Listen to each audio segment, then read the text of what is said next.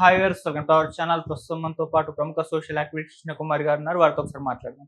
నమస్కారం మేడం. నమస్తే మేడం, నిన్న అల్లు అర్జున్ గారు అరెస్ట్ అవ్వడం, ఇవాళ మార్నింగ్ బెయిల్ మీద రిలీజ్ అవ్వడం, ఈ రెండింటి మధ్యన ఎన్ని నాటకీయ పరిణామాలు చోటు చేసుకున్నాయో మనందరికీ తెలిసిందే. సో ఆయనకు నిన్నే బెయిల్ వచ్చినా కూడా పోలీసులు అంటే ఇంకా రిలీజ్ చేయడానికి కొంత టైం తీసుకున్నారు.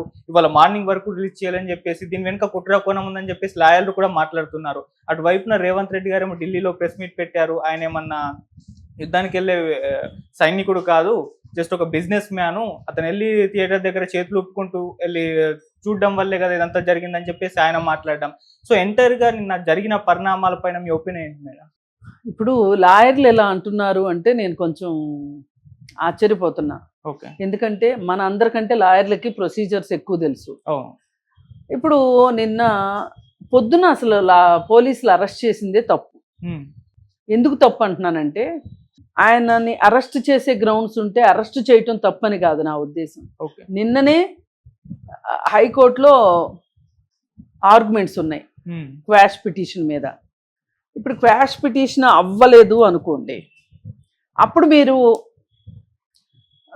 క్వాష్ అవ్వకపోతే అర్థం ఏంటి? కేసు ఉన్నట్టు.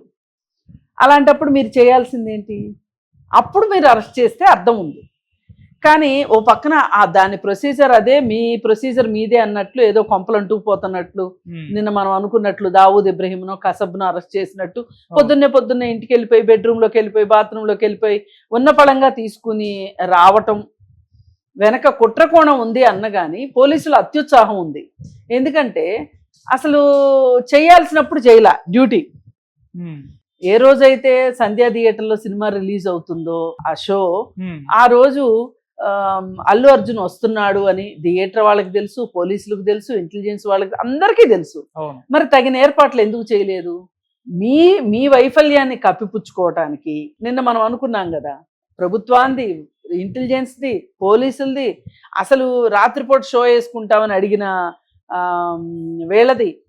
అసలు వాళ్ళు అడుగుతారు, వాళ్ళ ఆశకి ఎన్నో అడుగుతారు, మీరు ఇచ్చేస్తారా? ఇంతమంది తప్పుండగా అల్లు అర్జున్ పైన ఈ ఎఫ్ఐఆర్ అవ్వడమే కరెక్ట్ కాదు నన్ను అడిగితే. ఎందుకంటే అతను చెప్పే వచ్చాడు. మీరేమన్నా రావద్దని చెప్పారా? ఇప్పుడు కొన్నిసార్లు కొంతమంది బయటకు వస్తే గొడవలు అవుతాయి అనుకున్నప్పుడు హౌస్ అరెస్ట్ చేస్తారు. చేసి మీరు ఇంట్లోనే ఉండండి, మీరు బయటికి రావద్దు, మీరు బయటకు వస్తే కరెక్ట్ కాదు అంటే వాళ్ళు చచ్చినట్టు ఇంట్లో ఉంటారు. మీరు అలాంటి ఏమీ చెప్పకోకుండా ఆయన బయటకు వచ్చిన తర్వాత అక్కడ ఏం చేయాలో మీరు చేయకోకుండా ఏం చేశారు? చేతులు కాలిన తర్వాత ఆకులు పట్టుకున్నారు. ఏదో అన్నట్లు ఐవారిని చేయబోతే కోత అయింది అన్నట్లు అయింది. అవును.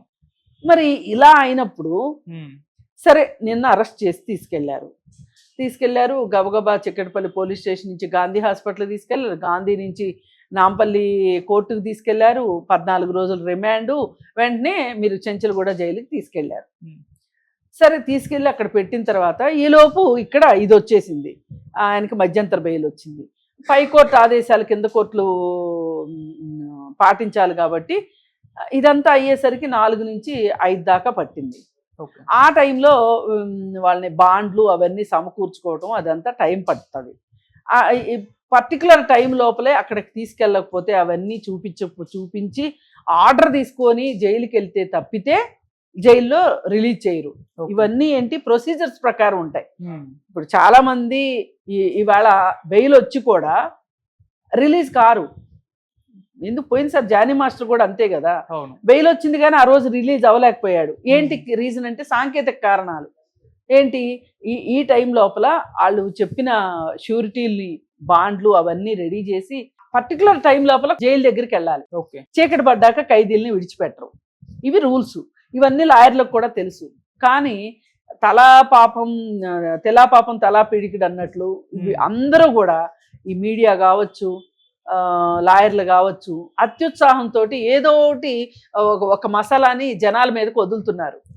అలా కాకుండా రూల్స్ రెగ్యులేషన్స్ చెప్పడానికి మీరు ప్రాధాన్యత ఇస్తే, కాళిదాస్ కవిత్వం కొంత, నా సొంత పైత్యం కొంత అన్నట్లు అలా చేయకూడదు. బాధ్యత గల మనుషులు మనం ఎవరన్నా మాట్లాడేటప్పుడు బాధ్యతగా మాట్లాడాలి. అనవసరమైన సంకేతాలు వెళ్తాయి సమాజంలోకి. సరే ఏది ఏమైనా ఇవాళ సాఫీగా మాట్లాడే వాళ్ళకన్నా కాస్త గ్యాస్ లైటింగ్ చేసే వాళ్ళ ఏ రోజులు అన్నట్లుగా ఉంది వ్యవహారం. సరే ఇంకా అదంతా అయిపోయిన తర్వాత ఇంకా పోతే రేవంత్ రెడ్డి గారి కామెంట్స్ మీరు అడిగారు. రేవంత్ రెడ్డి గారు ఏమన్నారు, అరెస్ట్ గురించి ఇంతలా ఆలోచించడం ఏంటి, ఇంతలా ప్రెస్ అడిగితే చెప్పాడు ఆయన. దాని గురించి ఇంతలా ఎందుకు మాట్లాడాలి?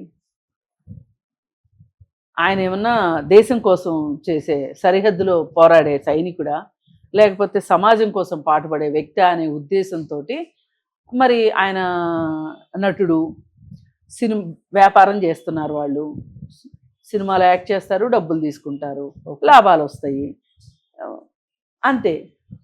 అలాగే ఇప్పుడు ఒక రియల్ ఎస్టేట్ వ్యాపారం ఉంటాడు, పొలం తీసుకుంటాడు, ప్లాట్లు వేస్తాడు, అమ్ముతాడు, లాభాలు తీసుకుంటాడు, అది వాళ్ళ వ్యాపారం. ఓకే, దాని గురించి మనం మాట్లాడుకోవడం ఏంటి? పైగా ఇంకోటి, ఈ షోలు వీటి వల్ల ఈ డబ్బులు ఏమన్నా ఒక్కొక్కసారి ఏం చేస్తారంటే సినిమా వాళ్ళు టికెట్లు అమ్ముకోండి మీరు అని ఎవరన్నా ఏదైనా చారిటీ వాళ్ళకి బెనిఫిట్ షో కింద ఇస్తారు. ఇచ్చి టికెట్లు ఆ వచ్చిన డబ్బంతా వాళ్ళనే తీసుకోమంటారు. అలాంటి కార్యక్రమం ఇదేమన్నా కాదు కదా. పైగా అల్లు అర్జున్ అరెస్ట్ చేయటం కరెక్ట్ కాదు అని చెప్పి రేవంత్ రెడ్డి గారు ఎలా మాట్లాడతాడు? ఎవరు మాట్లాడతారు దాన్ని? కోర్టు చెప్పాలి. రేవంత్ రెడ్డి గారు ఎట్లా చెప్తాడు? చట్టం తన పని తాను చూసుకుంటుందని మాత్రమే చెప్పగలడు. చట్టం అంటే ఎవరు ఇక్కడ? కోర్టు చెప్పింది కదా. అసలు మనకి అయిన దానికి కాని దానికి తప్పు పట్టటాలు ఎక్కువైపోయినాయి. కాంట్రడిక్షన్స్, పరస్పర విరుద్ధంగా మాట్లాడటము, ఒకే మనిషి నిన్న ఒకలాగా మాట్లాడటం, ఇవాళ ఒకలాగా మాట్లాడటం, రేపు ఇంకోలాగా మాట్లాడటం అయిపోతుంది. అసలు ఒక స్టాండ్ అనేది ఉండట్లా. ఆ స్టాండ్ అంటే మనం తీసుకున్న స్టాండే కరెక్ట్ అని కాదు, ఇష్యూ బేస్డ్గా ఉండాలి. ఇప్పుడు ఈ పర్టికులర్ ఇష్యూలో అసలు అల్లు అర్జున్కి ప్రమేయమే లేదు. ఇంకా అలా అనుకుంటే అసలు సంధ్యా థియేటర్ దగ్గరికి రాకూడదని పెట్టాలి రూలు. మీరు అది పెట్టలేదు. అసలు రాత్రిపూట టిక్కెట్లు అమ్మమని, షోలు వేయమని ఎవరు చెప్పారు? మీరు కదా, ప్రభుత్వం కదా చెప్పింది. మరి అల్లు అర్జున్ వస్తున్నాడు అని తెలిసి బందోబస్తు చెయ్యింది ఎవరు? పోలీసులు. మరి పోలీసులు బందోబస్తుకు సరిగా రాలేదు అన్నప్పుడు పట్టించుకోవాల్సింది ఎవరు? థియేటర్ వాళ్ళు. మరి ఈ ఇద్దరు కలిసి ఒక ఆలోచన చేయాల్సింది ఏంటి? మనం అవన్నీ చేయలేకపోయాము, ఇక్కడేమో బోల్డ్ మంది గుమ్మిగూడిపోయారు, ఆయన ఏమో వస్తానంటున్నాడు, ఆయన రానివ్వాలా వద్దా ఏంటి అని వీళ్ళిద్దరు మాట్లాడుకోవాలి కదా. ఇలాంటివి జరగాల్సినవి ఏమీ జరగకోకుండా ఈరోజు మీరు ఎవరినో ఒకరిని బాధ్యులను చేసేసి చేస్తానంటే ఎట్లా కుదురుతుంది? అందుకని ఇవి కరెక్ట్ కాదు. రేవంత్ రెడ్డి గారు మాట్లాడిన దాంట్లో చాలా వరకు వాస్తవం ఉంది. ఆయన బిజినెస్ కోసం ఆయన చేసుకుంటున్నాడు, ఆయన తప్పు ఉంది అని అరెస్ట్ చేశారు, తప్పు లేదు అని బెయిల్ ఇచ్చారు, మధ్యంతర బెయిల్ ఇచ్చారు. రేపొద్దున ఈ 4 వారాల తర్వాత కోర్టులో విచారణ మొదలైన తర్వాత తప్పు ఉంది అన్నారు అనుకోండి, శిక్ష వేస్తారు. తప్పు లేదు అన్నాడు అనుకోండి, నిర్దోషి అంటారు. ఈయన ఎట్లా చెప్తాడు? రేవంత్ రెడ్డి గారు చెప్పలేరు కదా. పైగా ఆడ ప్రభుత్వం చేసిన పని ఆయన ఎట్లా చెప్తాడు తప్పని? ఒకవేళ తప్పని ప్రూవ్ అయితే కోర్టు చెప్తే మా వాళ్ళు తొందరపడ్డారు అని మాత్రం అనగలడు. ఇప్పుడే ఎలా చెప్తాడు తొందరపడ్డారని? అందుకని ఏ వ్యాఖ్యల్లోనూ ఈ వ్యాఖ్యల్లో నాకేం పెద్ద తప్పు పట్టాలి అని అనిపించట్లా. కానీ నేను మొదటి నుంచి చెప్పేది, ఈ ఘటనకి ప్రభుత్వమే బాధ్యత వహించాలి. అసలు ఇట్లాంటి షోస్కి పర్మిషన్ ఇవ్వకూడదు, రేట్లు పెంచుకుంటానంటే ఒప్పుకోకూడదు. అసలు ఎవరు తీయమని చెప్పారు మిమ్మల్ని?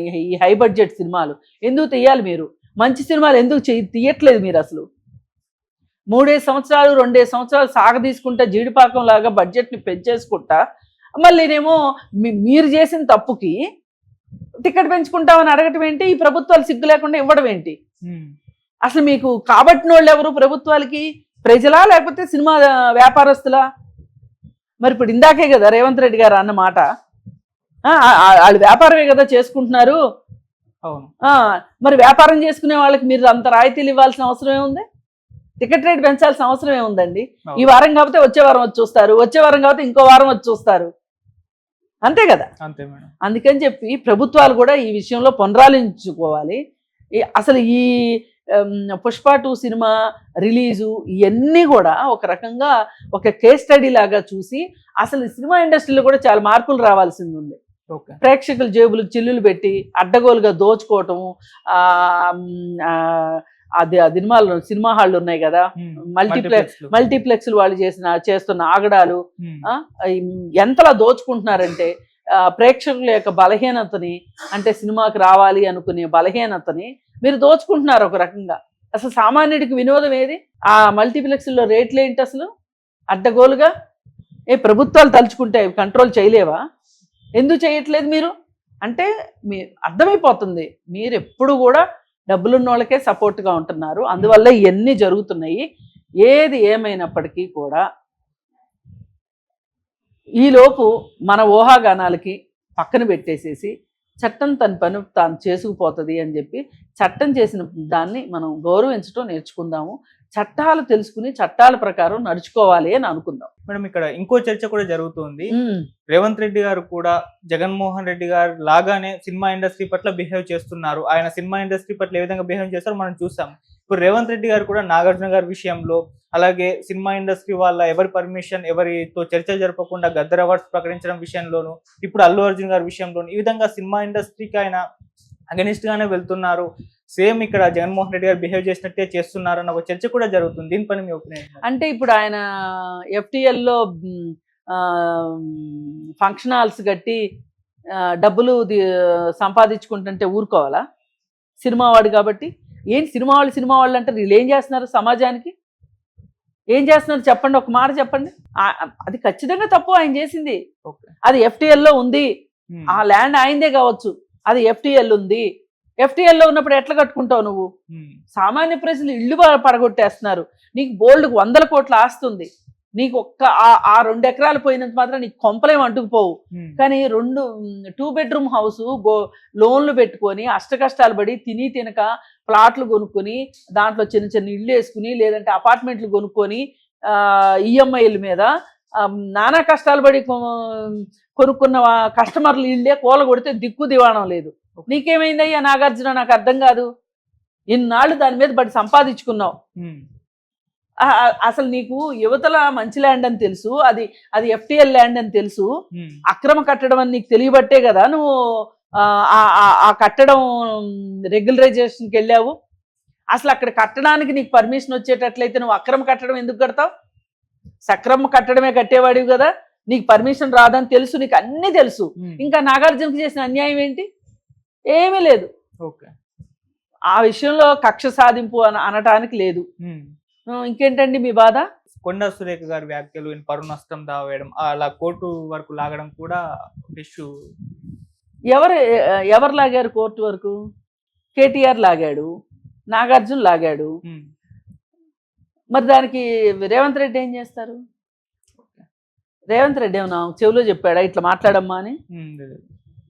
అనలేదు. ఆమె మాట్లాడింది. ఆమె పైన TRS వాళ్ళు చేసిన దుష్ప్రచారానికి ఆమె స్పందించి ఆ విధంగా మాట్లాడింది. పైగా ఆవిడ చెప్పింది, నేను ఏదో బాధలో కోపంలో నేను ఎవరినో అనాలనుకుని మిమ్మల్ని అనవసరంగా లాక్కొచ్చాను, దీంట్లో నాకు పరుగు పోయినప్పుడు నేను ఎంత బాధపడ్డానో మీరు కూడా అంతే బాధపడి ఉంటారని నేను అర్థం చేసుకున్నాను అని చెప్పి ఆవిడ చెప్పింది. అయినా మీరు అది కూడా నచ్చక మీరు కోర్టుకు వెళ్ళారు, అది కోర్టులో చూసుకుంటున్నారు. ఇంకా దాని గురించి రేవంత్ రెడ్డి ఏం చేస్తాడు? ఏం చేయటానికి లేదు. అందుకని ఆయన ఏదో చేసేస్తున్నాడు రేవంత్ రెడ్డి, సినిమా ఇండస్ట్రీని పట్టించుకోవట్లేదు. అసలు సినిమా ఇండస్ట్రీని పట్టించుకునేది ఏంటండి? కోట్లు మీరు సంపాదించుకుంటా, మల్టీప్లెక్స్లు కట్టి డబ్బులు సంపాదించుకుంటా, అక్కడ టిక్కెట్ల రేట్లు పెంచుకుంటా, ఇప్పుడు ఇంకా మీకు ఇండస్ట్రీకి మంచిగా చేశాడుగా, టిక్కెట్లు పెంచుకుంటా అంటే పెంచుకొని ఇస్తున్నారుగా. ఎన్ని డబ్బులు వసూలైనవి?